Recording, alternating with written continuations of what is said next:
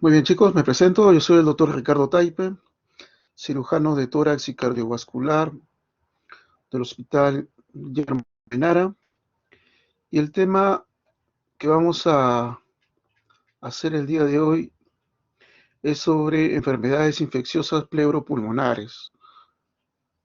Entonces, les pediría toda su atención para esta segunda clase teórica. En realidad son patologías que ustedes ya han visto en sus clases de medicina y que, bueno, ahora vamos a darle otro enfoque, es un enfoque quirúrgico, y vamos a ver cuándo es que estos pacientes se benefician de cirugía, ¿no? Muy bien, vamos a comenzar en este momento.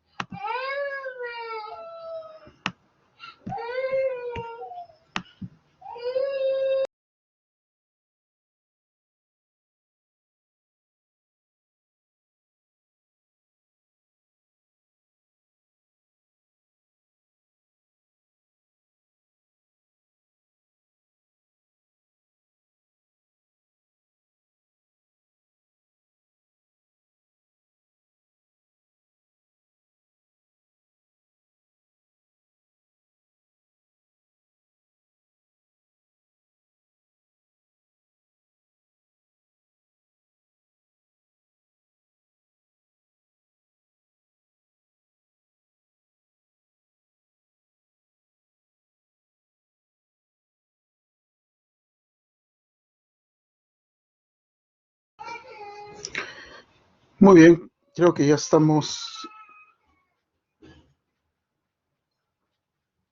en la mayoría, así que vamos a empezar con la clase teórica.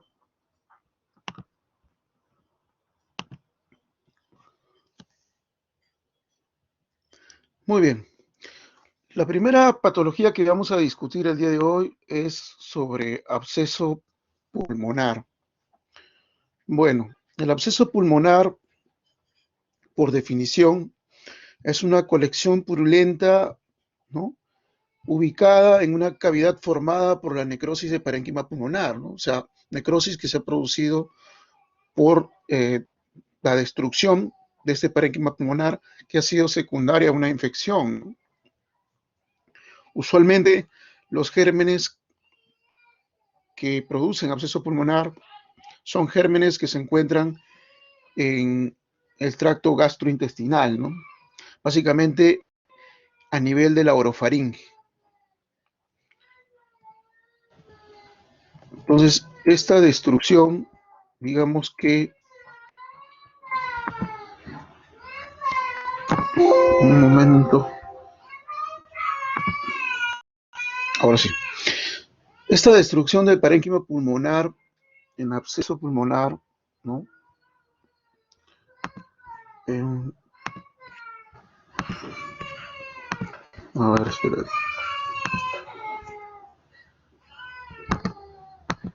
Aquí está. Perdonen. Entonces, como les decía, el absceso pulmonar tiene como definición una colección purulenta ubicada en una cavidad formada por necrosis del parénquima pulmonar, ¿no? Y esta necrosis es secundaria, pues, a la destrucción del parénquima pulmonar ocasionado por cierto grupo de bacterias, ¿no? Usualmente se considera absceso pulmonar si esta cavidad purulenta es mayor de 2 centímetros. Y cuando la cavidad es menor de 2 centímetros y además es múltiple, hablamos de una neumonía necrotizante.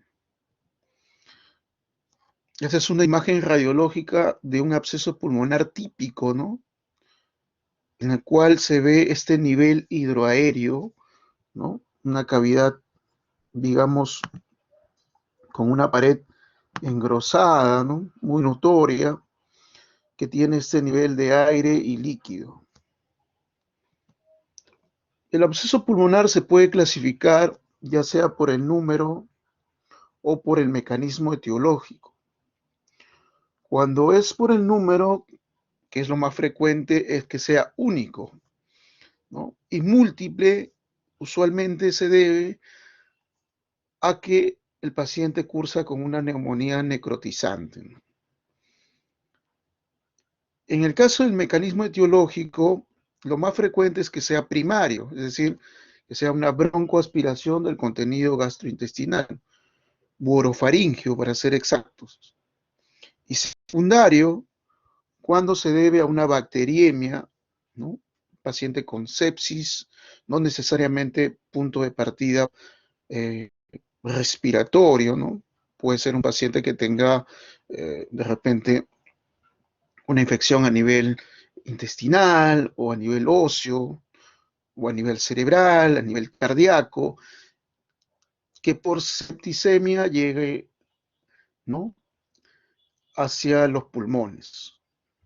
Usualmente ese tipo de absceso va a ser múltiple, ¿no?, y se le considera secundario. También puede ser secundario a una obstrucción bronquial, como por ejemplo los tumores endobronquiales, como el tumor carcinoide pulmonar o bronquial, perdón. También puede deberse a un absceso pulmonar secundario a una cavitación o a un secuestro pulmonar, ¿no? Secuestro pulmonar, que es una patología congénita, también puede cursar con absceso pulmonar. Entonces, ese es el escenario en el cual, digamos, el absceso pulmonar se suele clasificar. Lo más frecuente es que sea único y que sea primario, ¿no? Y eso probablemente ya lo han visto en sus clases de medicina. Sin embargo, también puede haber absceso múltiple o secundario, ¿no? Secundario a una obstrucción bronquial, secundario a una bacteriemia. Entonces, cuando es único, el absceso pulmonar, lo característico, nivel hidroaéreo, pared engrosada, ¿no?, destrucción del parénquima pulmonar. Cuando es múltiple, como aquí vemos, varias cavidades con nivel hidroaéreo, usualmente se alojan en el lóbulo inferior, ¿no? Recuerden que la perfusión pulmonar es mayor en los lóbulos inferiores, y cuando el absceso pulmonar es único, es decir, por un mecanismo de broncoaspiración, usualmente se da a nivel del lado derecho. En cambio, en el absceso pulmonar múltiple usualmente es en el lado izquierdo, ¿no?, y en las bases. Cuando es único, también lo más frecuente es que sea en el segmento 2 y en el segmento 6 del pulmón derecho. Eso es lo más frecuente, es decir, en el segmento posterior del lóbulo superior derecho y en el segmento 6, o también llamado apical, del lóbulo inferior derecho. Y cuando es múltiple, habíamos dicho, usualmente lo que se afecta es el lóbulo inferior o los lóbulos inferiores, sobre todo el lóbulo inferior izquierdo, como ven en la imagen, ese es el lóbulo inferior izquierdo. Con respecto a la etiopatogenia, ¿no?, habíamos mencionado que las bacterias o el grupo de bacterias que ocasionan absceso pulmonar generalmente son anaerobios, ¿no?, ya sean gram positivos o gram negativos, que se encuentran dentro de la flora gastrointestinal, porque el mecanismo principal es la broncoaspiración. Y cuando el absceso es secundario, generalmente el germen más vinculado a este absceso secundario es el estafilococo aureus.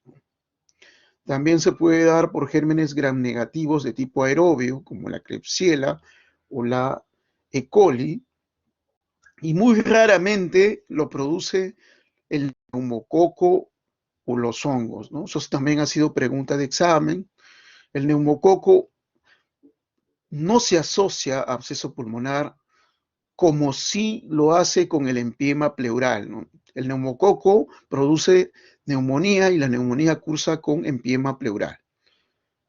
Pero eso no sucede en el absceso pulmonar. El neumococo raras veces está asociado a un absceso pulmonar. Ahora, el absceso pulmonar tiene factores de riesgo. Entre ellos está el alcoholismo, el trastorno neurológico, la septicemia o la obstrucción bronquial, ¿no? Por ejemplo, aquí vemos una broncofibroscopía en la cual hay un tumor endobronquial que ocluye la luz de este bronquio lobar, ¿no? Por ende, es un caldo de cultivo para la proliferación de gérmenes de la vía aérea y por ende el riesgo de un absceso pulmonar. Los estadios en cuanto al absceso pulmonar básicamente son tres, ¿no? El estadio 1 en el cual existe la proliferación de gérmenes, ¿no? Que son gérmenes destructivos, ¿no? Destruyen el parénquima pulmonar. Entonces es ahí donde la propia inmunidad, básicamente los polimorfos nucleares, tratan de contener esta infección y es por eso que se produce igual a una colección purulenta con nivel hidroaéreo y que cuando la propia inmunidad logra controlar esta infección, pues aparece, digamos, la neumoesclerosis o la cicatriz a nivel pulmonar.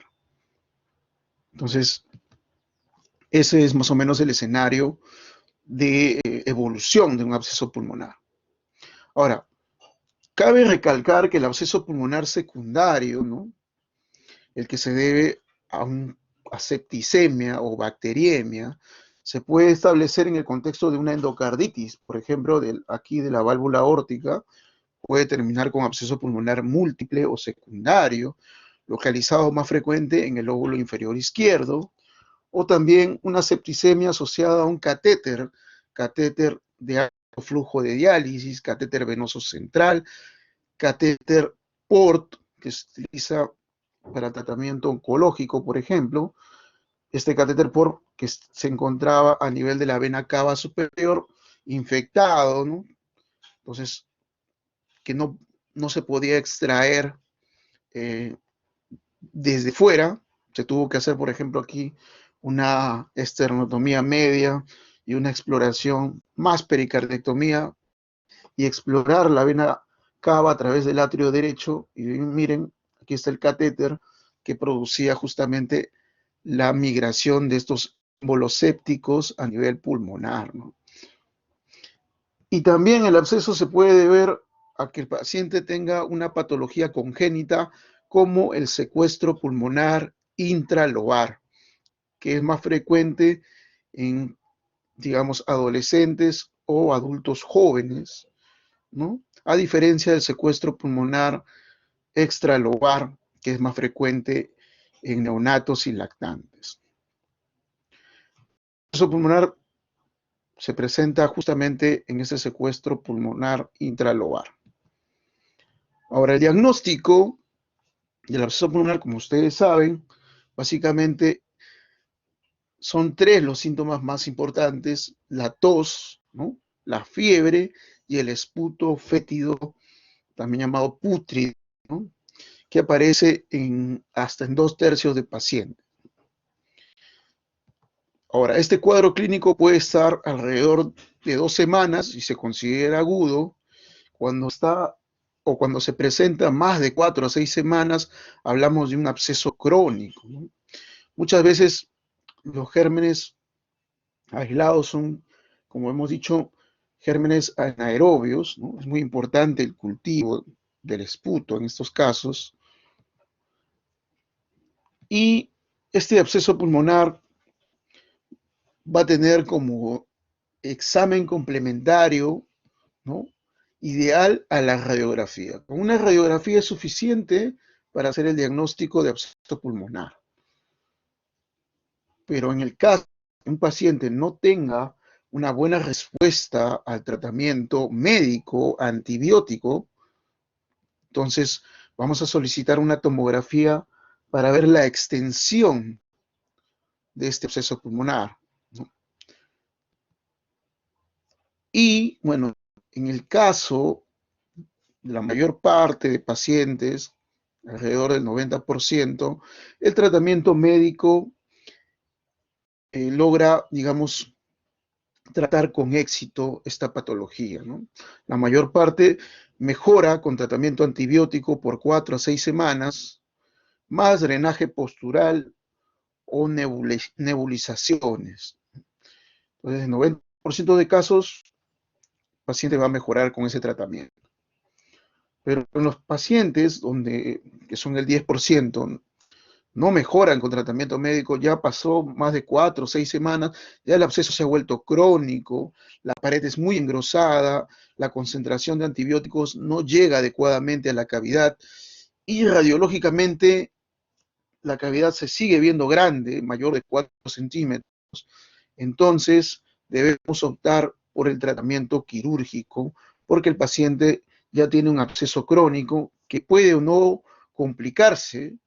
El absceso se puede complicar con un empiema, con una hemoptisis, y eso le añade mayor mortalidad. Entonces, debemos, digamos, evitar que el paciente se complique más. Si ya tenemos un absceso pulmonar crónico refractario a tratamiento médico, debemos optar por la cirugía siempre y cuando el paciente tenga un riesgo quirúrgico bajo.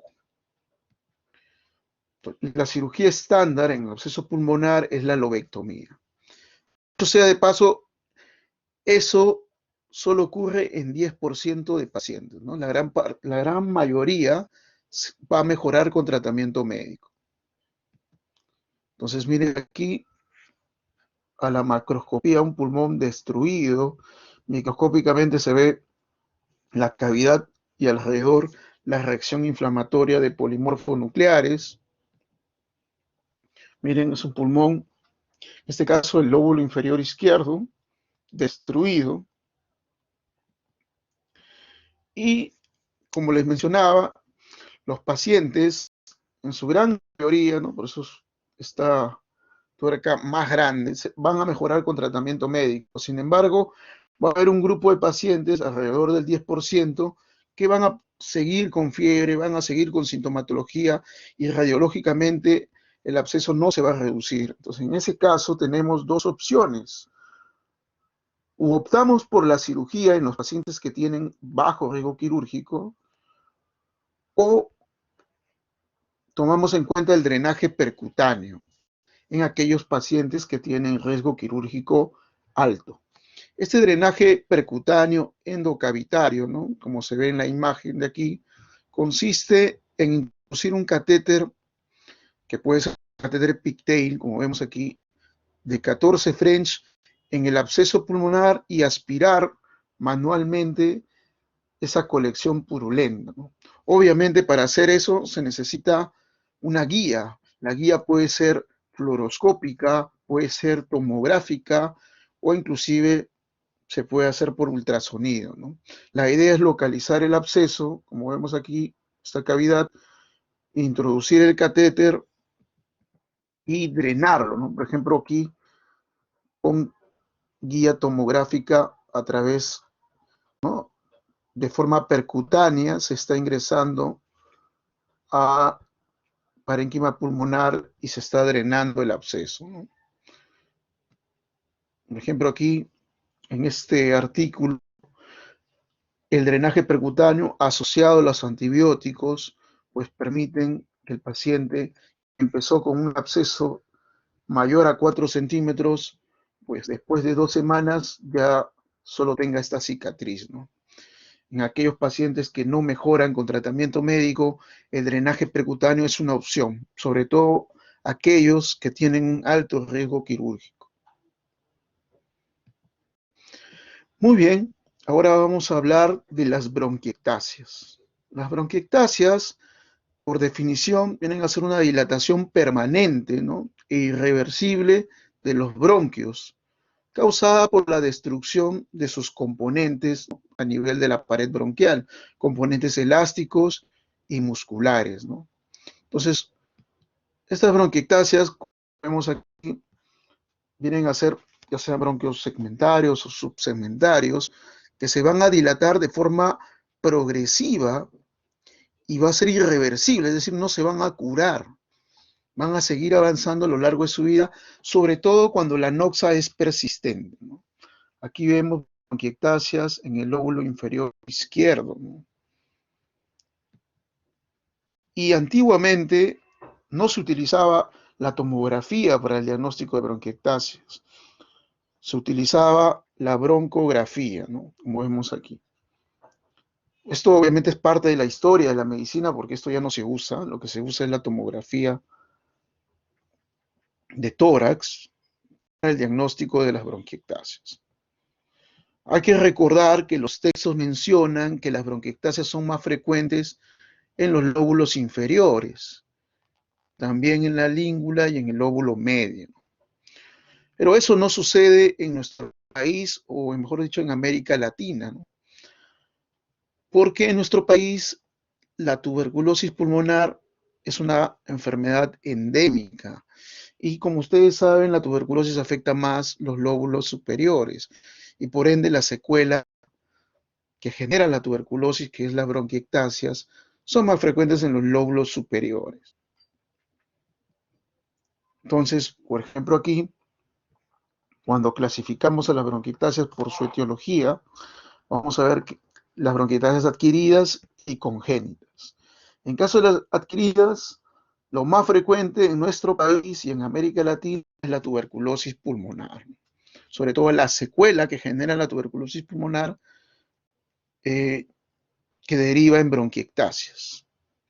También están descritas otras patologías adquiridas como neumonías necrotizantes o micosis pulmonar, neoplasias, enfermedad por reflujo gastroesofágico y cardiopatías congénitas cuyo tratamiento también puede cursar con bronquiectasias. Y las llamadas congénitas, pues a la cabeza está la fibrosis quística, la discinesia primaria, el síndrome de Young y el síndrome de Cartagener.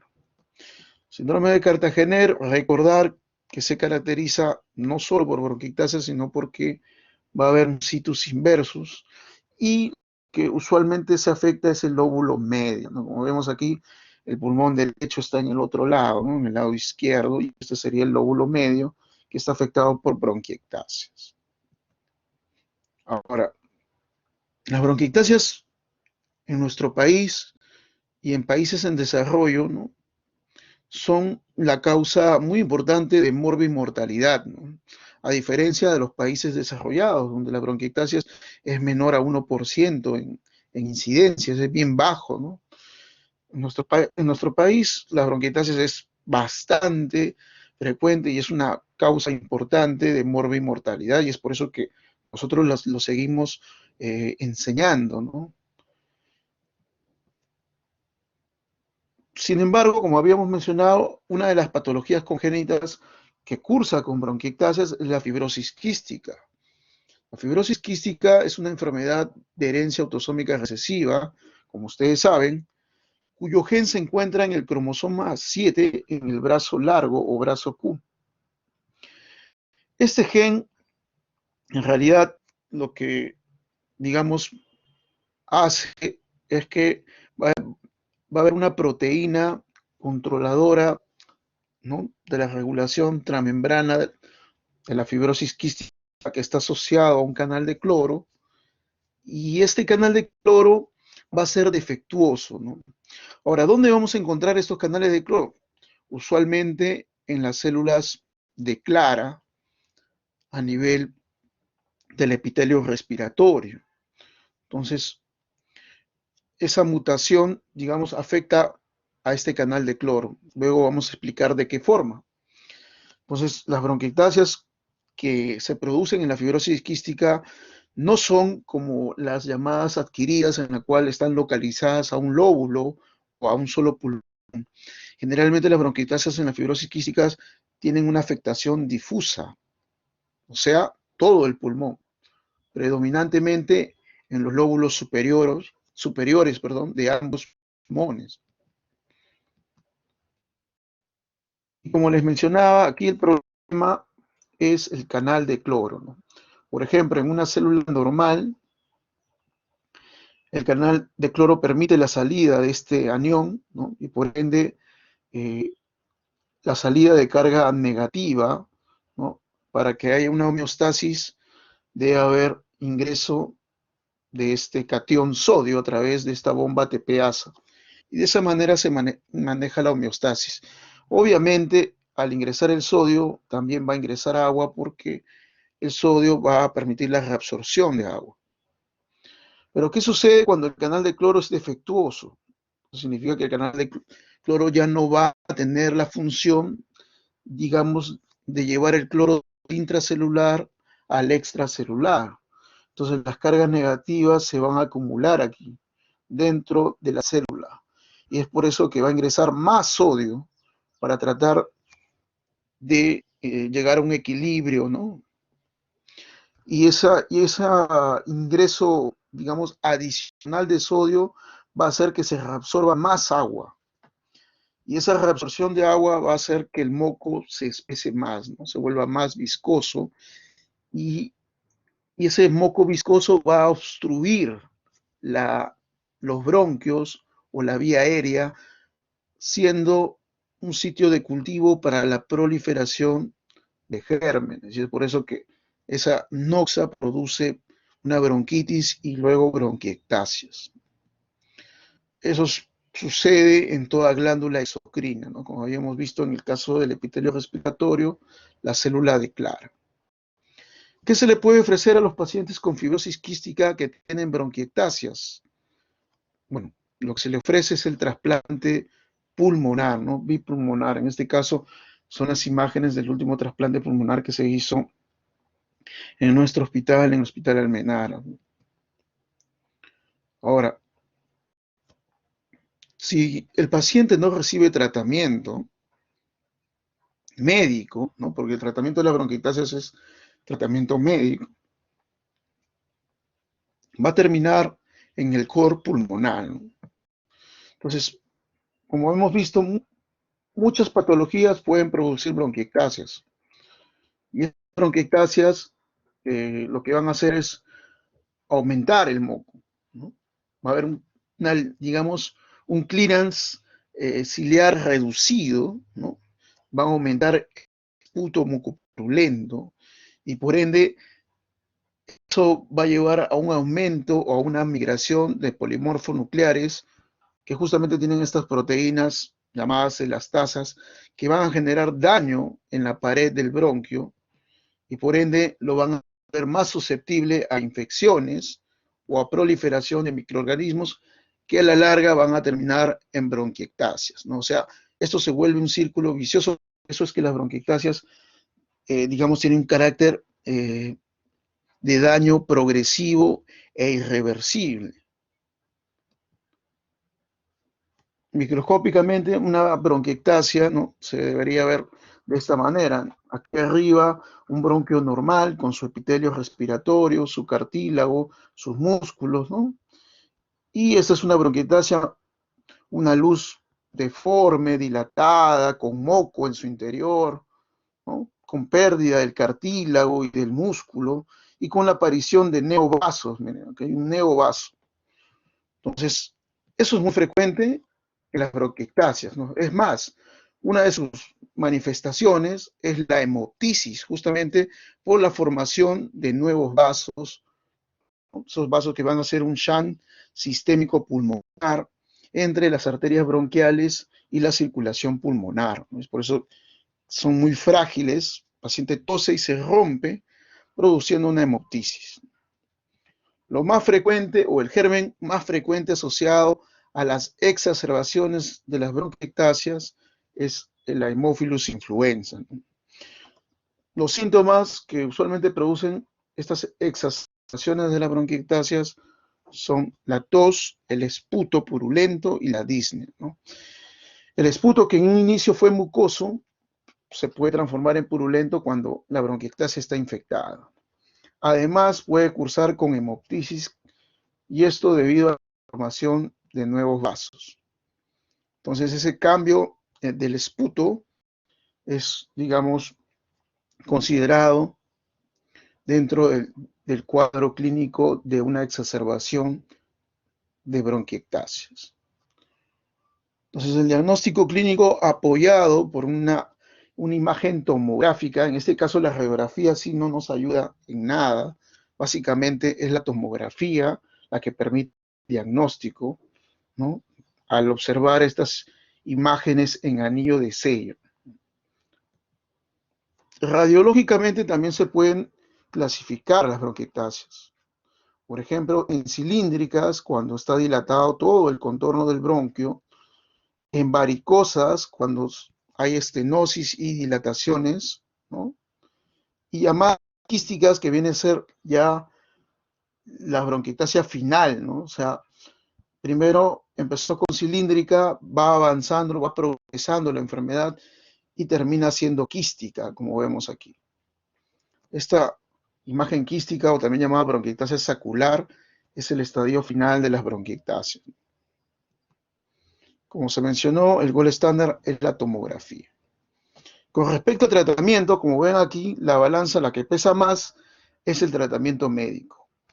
El tratamiento médico es, digamos, el pilar fundamental para tratar las exacerbaciones por bronquiectasis, ¿no? A la cabeza, tratamiento antibiótico, mucolítico y drenaje postural, ¿no? Y también la embolización bronquial en el caso de que el paciente presente hemoptisis. Si este tratamiento médico falla, entonces sí debemos pensar en realizar una cirugía, sobre todo si el paciente tiene bronquiectasias localizadas, es decir, en un solo lóbulo o en dos. Si afecta a todo el pulmón, también se puede ofrecer una neumonectomía. Y si el paciente tiene unas bronquiectasias muy avanzadas que comprometen todo el parénquima pulmonar, es decir, ya tiene una enfermedad pulmonar terminal, también se puede ofrecer en esos casos el trasplante de pulmón.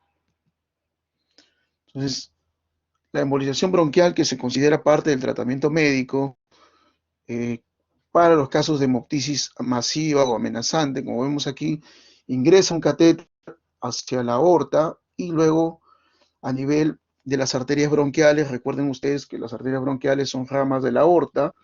Entonces vamos a observar que existe una arteria bronquial en el lado derecho y dos arterias bronquiales para el lado izquierdo. Eso sucede en un 40% de casos, ¿no? Eso es la variante más frecuente. Entonces se pintan las arterias bronquiales y se identifica justamente donde hay extravasación de contraste, como aquí. Eso nos indica que la hemoptisis ha venido de este nivel, ¿no? Entonces, lo que se hace es ocluir esos nuevos vasos, ¿no? Y esa oclusión tiene una tasa de éxito de 70 a 80% de casos. ¿Con qué componente lo podemos ocluir? Se puede ocluir con coils o microcoils, dependiendo del tamaño de este vaso anómalo. También se pueden utilizar otras sustancias como embósferas o histoacril o hasta el mismo gelfon para, digamos, detener el sangrado. Entonces, como resumen, las bronquiectasias que no se deben a fibrosis quística tienen las siguientes indicaciones, ¿no? Fracaso a tratamiento médico o paciente que tenga hemoptisis masiva o amenazante que no puede ser corregida por embolización bronquial, ¿no? Es decir, ya lo han embolizado y sigue con hemoptisis.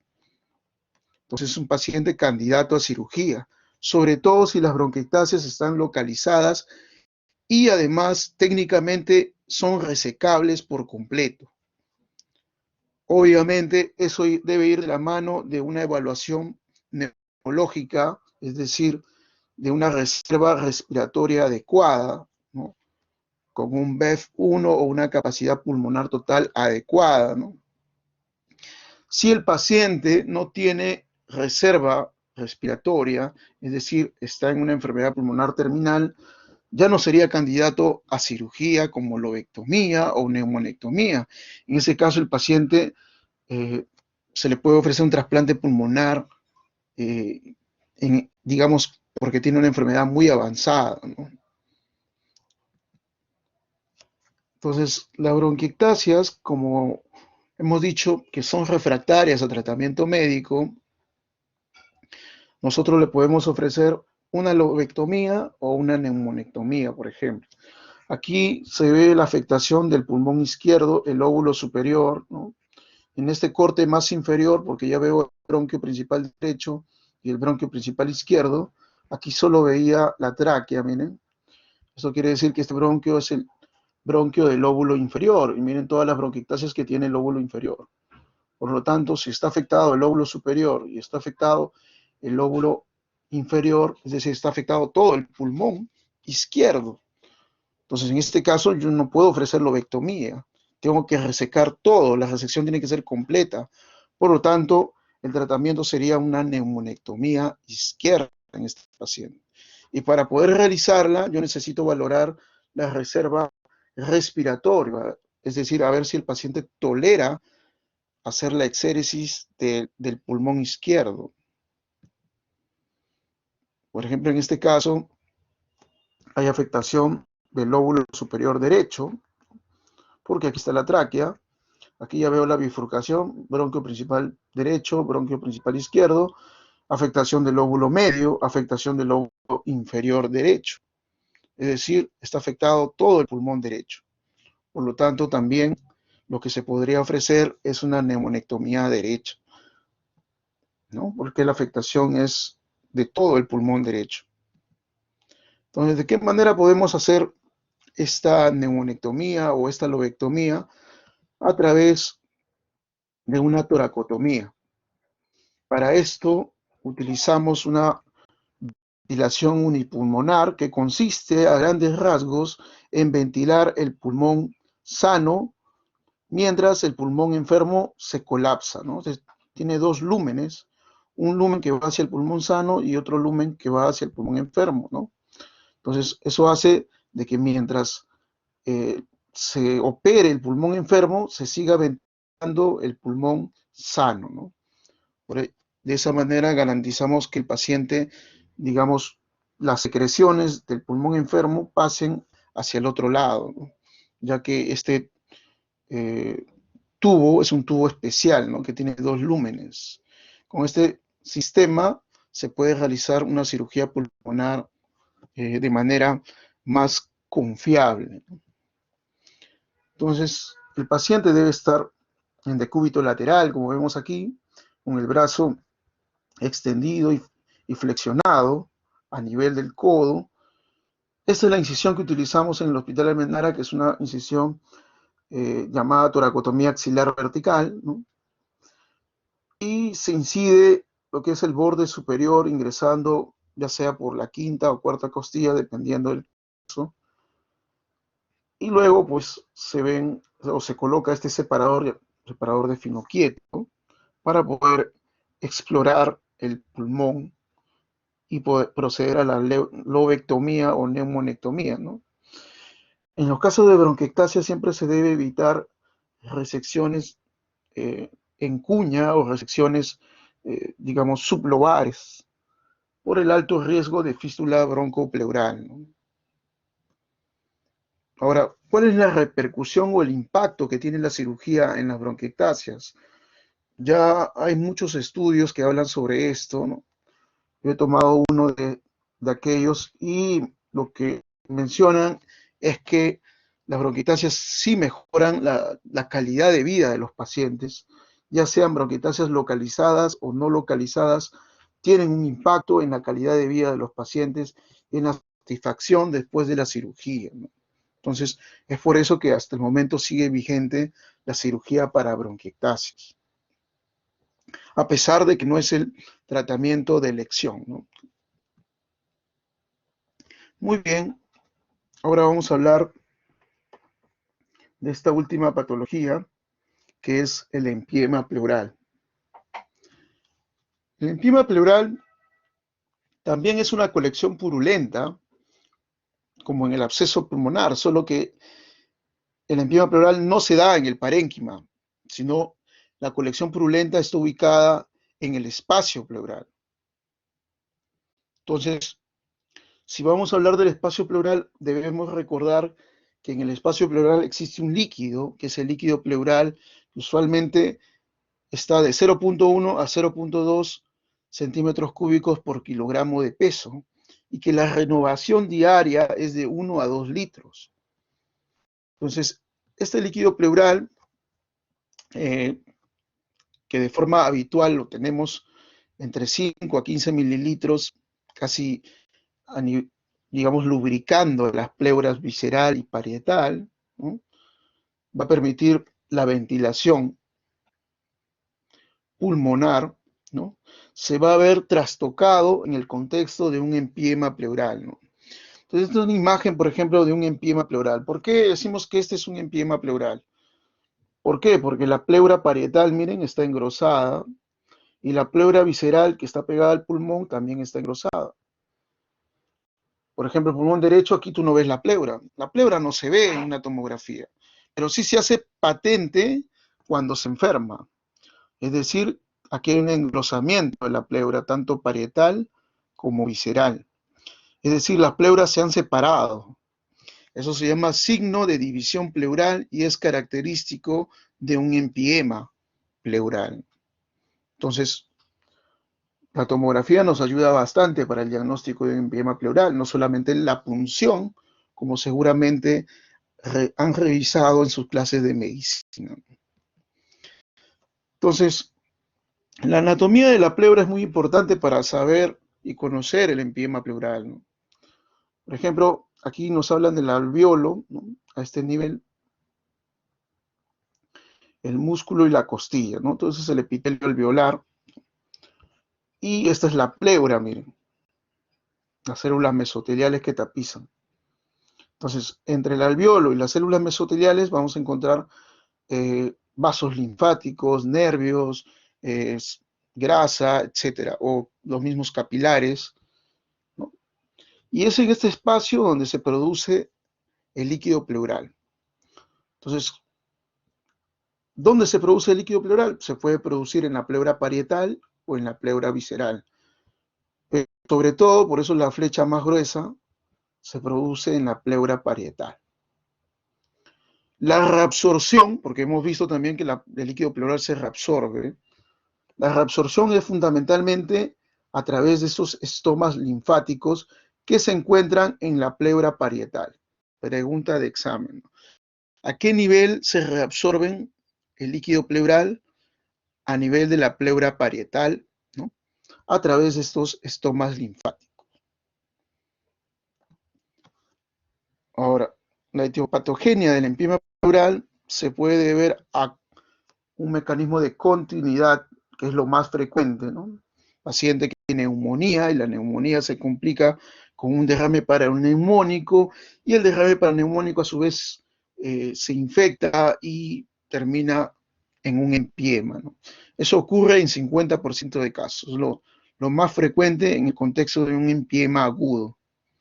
También se puede deber por continuidad a un absceso hepático, ¿no? O un absceso pulmonar, hemos visto que también se puede complicar con empiema, a una ruptura esofágica, o también se puede ver a contaminación en los casos de traumatismo, ¿no? Por ejemplo, un trauma torácico por proyectil de arma de fuego o por un material punzocortante que contamine el espacio pleural, que es una cavidad estéril, ¿no? También se puede deber a una diseminación séptica, ¿no? Por vía hematógena. Y como habíamos dicho, la complicación supurativa más frecuente de una neumonía neumocócica, es decir, neumonía por neumococo, es el empiema y no el absceso pulmonar. Raras veces el neumococo produce absceso pulmonar. Bueno, esto ya lo han revisado probablemente en sus clases de medicina, la historia natural del empiema que deriva de un derrame paraneumónico secundario a una neumonía, ¿no? En la primera fase, ¿no?, que puede darse entre 48 horas a 5 días, va a haber una inflamación de la pleura parietal, ¿no?, aumento de la permeabilidad microvascular y el líquido va a ser claro y estéril, ¿no? Ya en una segunda fase, llamada fase fibrino-purulenta, va a haber una translocación bacteriana y aquí sí se obtiene un cultivo positivo y el líquido ya se hace turbio y se vuelve purulento. Si pasa más de 2 semanas, ya entramos a la fase 3, a una fase organizativa, es decir, ya va a haber depósito de colágeno y el líquido se va a empezar a tabicar o a locular, ¿no? Entonces, con respecto al diagnóstico, si nosotros hacemos una toracocentesis y estamos en la fase exudativa, no va a haber cambios en el líquido pleural, pero sí habría cambios a nivel sistémico, ¿no? Es decir, hemograma y PCR patológico. Si estamos en la fase fibrino-purulenta, pues sí vamos a encontrar lo clásico del empiema pleural, que es un pH ácido, una glucosa menor de 40, una lactato de deshidrogenasa mayor de 1000 y el cultivo es positivo en 50% de casos. Ahora, el empiema postderrame paraneumónico, como es el que estábamos describiendo, se caracteriza por este signo de división pleural en 70% de casos, ¿no? Aquí, ¿en qué fase podemos encontrar? Si hay un engrosamiento de la pleura, ¿no? Ya el pulmón está, digamos, rechazado por este líquido, probablemente estaremos en una fase 2, ¿no? O 3 del empiema pleural. Por eso es que la tomografía es la prueba de oro para el manejo del empiema. El tratamiento va a depender si el empiema es agudo o si es crónico, ¿no? Si es agudo, podemos optar por un drenaje pleural. Colocamos un tubo de drenaje para evacuar esta colección purulenta. Y si el empiema ya es crónico, vamos a optar por la decorticación pulmonar, que se puede hacer por cirugía toracoscópica videoasistida, o también llamado VATS, o por toracotomía. También se puede echar mano de la ventana pleural en los casos más, digamos, más severos, ¿no? O más graves. Por ejemplo, aquí se observa que ya el empiema está tabicado, mira, hay lóculos, ¿no? Entonces ya estamos en una fase 3, ¿no? A este paciente no le vamos a colocar un dren pleural porque va a ser insuficiente. Hay que operarlo, hay que hacerle una toracotomía o de repente una cirugía por VATS para poder liberar el pulmón y evacuar el empiema. Entonces, en los pacientes que ya tienen un empiema en fase 3, el pulmón ya está atrapado, no expande, no ocupa todo el espacio pleural. Así tú le coloques un drenaje aquí, se va a quedar con un espacio, ya que el pulmón no va a poder, digamos, insuflarse, ¿no? No va a poder llegar a la pared, ya que esta corteza que se ha formado debido a que ha tenido tanto tiempo en empiema, ¿no? Llegado a la fase 3, hace que la capacidad pulmonar esté reducida y a digamos, a esta instancia se le llama pulmón atrapado, ¿no? En el cual ya hay un patrón restrictivo, el pulmón no puede expandirse por completo. Es por eso que es necesario sacar esta corteza, esta coraza de paquipleura, y de esa manera el pulmón se va a expandir. Entonces, lo mismo sucede en el contexto de un empiema tuberculoso, ¿no? Muchas veces colocamos el drenaje, pero el pulmón no se expande, ¿no? Porque está atrapado. Y lo que sí nos ayuda es una cirugía de decorticación pulmonar, ¿no? Más un cultivo de esa pleura, donde vamos a encontrar, perdón, cultivo no, una biopsia de esa pleura, donde vamos a encontrar un granuloma gaseoso en 80% de casos. El cultivo, por el contrario, es negativo en 80% de casos. El cultivo no ayuda mucho. Lo que sí ayuda es la biopsia de pleura. Entonces, sí hay indicación de decorticación pulmonar, hay que liberar al pulmón para que pueda expandirse y ocupar todo el espacio pleural, ¿no? Se puede hacer por ambas, por toracotomía o por videotoracoscopía, como por ejemplo aquí, paciente en decúbito lateral también, se hace una pequeña incisión de 2 a 3 centímetros para hacer un abordaje por VATS y portal, ¿no? Y bueno, de esta manera podemos observar las adherencias pleuroparenquimales, ¿no? O también los granos de mijo de la tuberculosis en la pleura parietal, ¿no? O también podemos tener adherencias firmes vascularizadas que es necesario liberarlas, ¿no? Para poder eh, hacer que el pulmón se expanda. Por ejemplo, aquí las adherencias más firmes, ¿no? Más vascularizadas, que tenemos que liberar para que el pulmón pueda expandirse por completo. Por ejemplo, aquí, ya tratando un empiema pleural crónico, ¿no? Entonces, en un empiema pleural crónico usualmente se debe ya a procedimientos o a cirugías previas. Ejemplo, esa es una tomografía de un paciente a quien se le ha hecho una neumonectomía derecha y en el espacio ha quedado un nivel hidroaéreo, ¿no? Pero el paciente volvió a ingresar, ¿no? Porque tenía empiema, ¿no? O sea, este líquido era un empiema. ¿Y por qué? Porque el paciente tenía fiebre, ¿no? Y el único foco aparentemente era este líquido. Se le coloca un drenaje y miren lo que sale. Sale pus y además existe fuga aérea que se puede ver a través de estas burbujas que están en la superficie, ¿no? Entonces, había fuga aérea y además una colección purulenta. Entonces, eso confirma el diagnóstico de un empiema. Y probablemente este empiema esté asociado a una fístula broncopleural, ¿no? De ahí la fuga aérea. Entonces, ¿qué es una fístula broncopleural? Una fístula broncopleural es una comunicación entre la vía aérea y el espacio pleural, ¿no? Habíamos dicho que el espacio pleural es un espacio estéril. Si los gérmenes que están en la vía aérea, ¿no?, ingresan al espacio pleural, pues lo pueden infectar, ¿no? Entonces esa comunicación se llama fístula broncopleural. Y esa fístula broncopleural puede hacer que el empiema se perpetúe, ¿no? Porque constantemente va a ingresar gérmenes al espacio pleural. Y de esa manera el empiema no se va a resolver con tratamiento antibiótico ni tampoco con drenaje pleural. Es necesario cerrar esa fístula.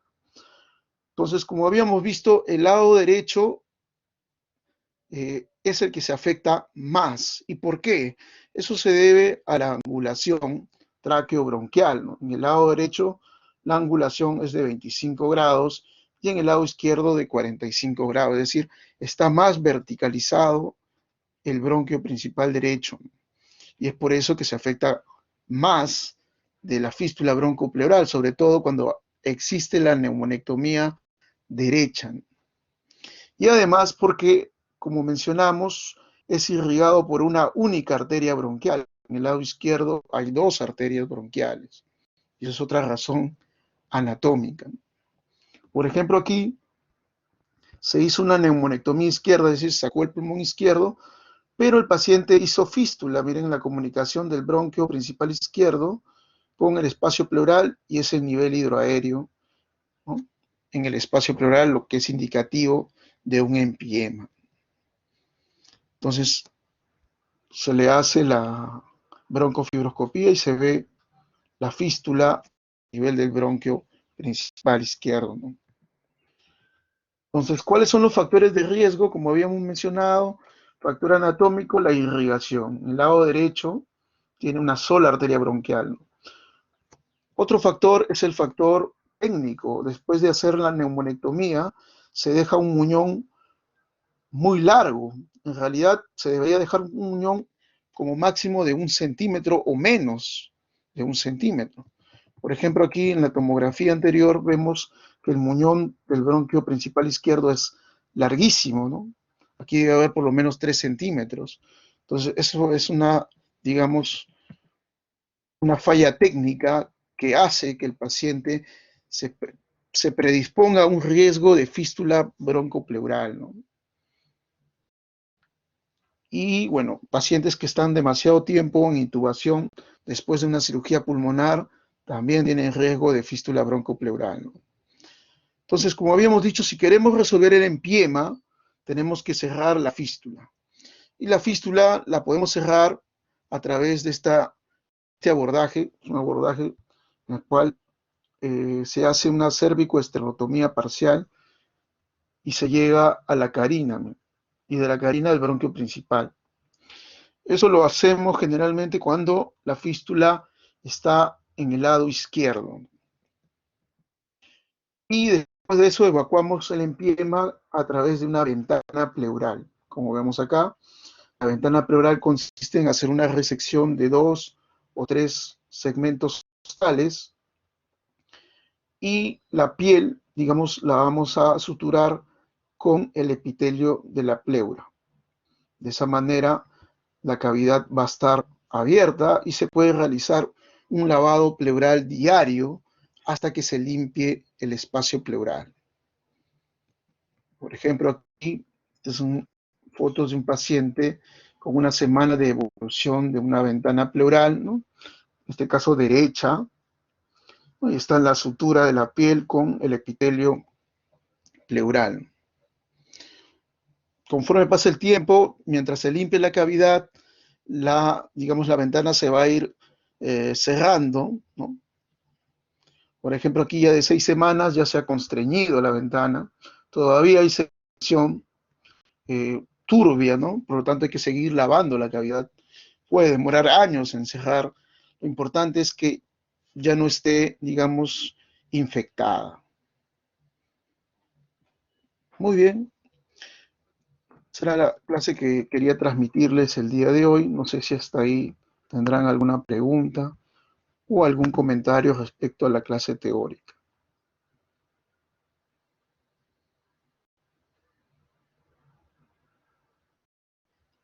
Muy bien, chicos, si no hay más preguntas, vamos a quedar aquí. Los dejo con su tercera clase teórica.